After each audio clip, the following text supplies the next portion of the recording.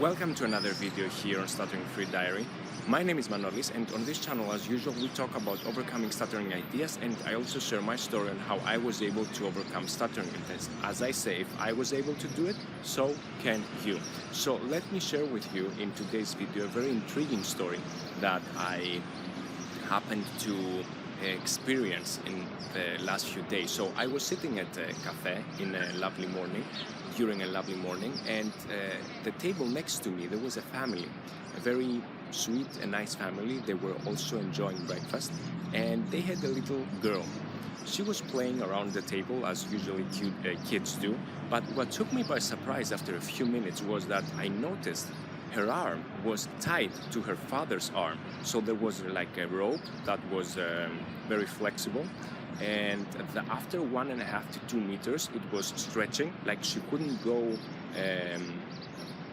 that far, like only up to 1.5 to 2 meters. After that the rope was stretched, and it was as if the parents was saying to her, you can go like that far, but not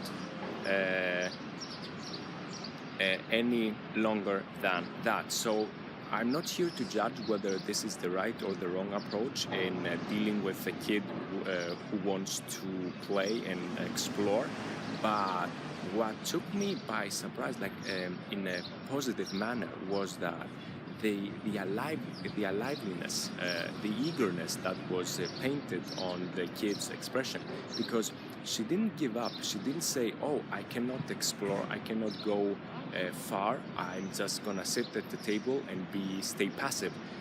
Every time she was headed to a different direction, every time she wanted to explore, every time she had like this smile on her face.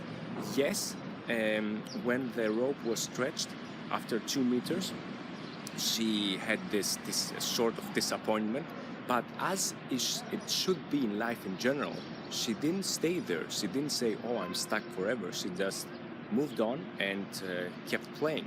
So the message of this story, more or less, is that separation is an illusion, because sometimes we just want to separate ourselves from certain parts of our character and say, oh, this I don't want, or the other part I'm not, I don't wish to have. For example, stuttering, someone may say, oh, I don't like my stuttering, I just gonna give it away and be more comfortable with other parts of myself. But the main message of this video, more or less, is that it's not about giving up certain parts of ourselves, it's about developing a certain a stronger degree of responsibility, because it's up to us to try again and again and again and again, as the little girl did. She didn't give up.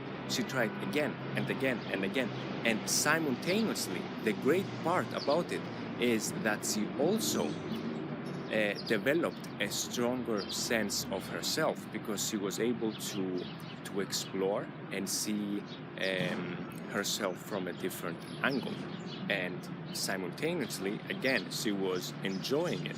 So that's the main message of this video, combined with the previous topic, like the topic of the previous video, that it's up to us. It's not a person outside of us, like a practitioner or a speech therapist.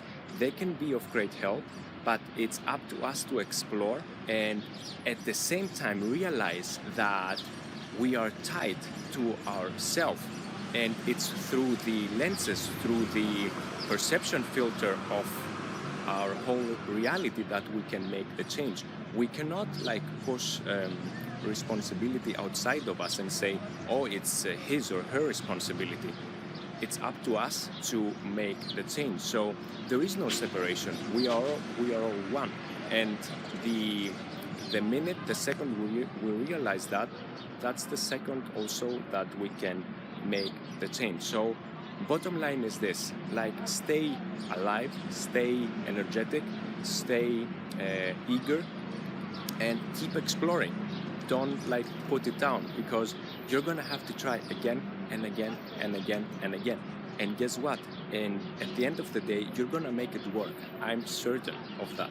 So thank you very much for watching, and stay tuned for the next video.